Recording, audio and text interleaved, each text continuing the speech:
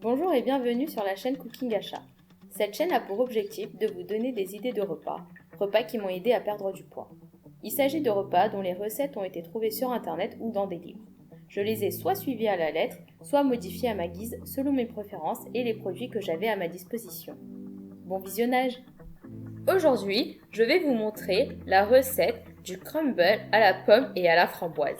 Pour ce faire, vous aurez besoin de 6 pommes, 400 g de framboises surgelées, 140 g de flocons d'avoine, 50 g d'amandes en poudre, 10 g et 50 g de sirop d'érable, 40 g d'huile de coco et enfin la quantité désirée de cannelle. Pour commencer, il faut éplucher les 6 pommes et les couper en dés. Nous allons d'abord nous occuper de la partie framboise et pommes. Dans une casserole, on met les 400 g de framboises surgelées, auxquelles on ajoute les petits morceaux de pommes. On ajoute ensuite la cannelle, la quantité désirée, et enfin les 10 g de sirop d'érable. On laisse cuire ce mélange jusqu'à en obtenir une compote. Pour la partie du crumble, on va prendre la moitié des flocons d'avoine que l'on va mixer pour en obtenir une farine.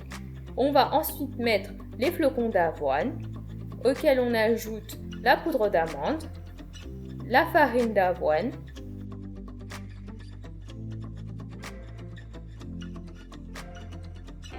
on ajoute la quantité voulue de cannelle, le sirop d'érable et enfin les 40 g d'huile de coco.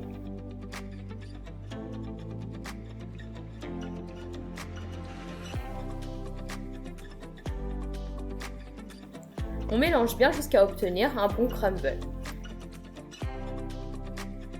Dans un moule à gâteau, on va étaler ensuite notre compote de framboises et de pommes.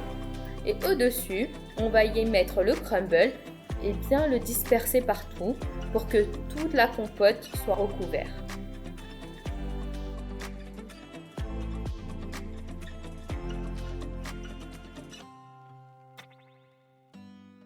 On enfourne ensuite le crumble à 180 degrés pendant 30 minutes.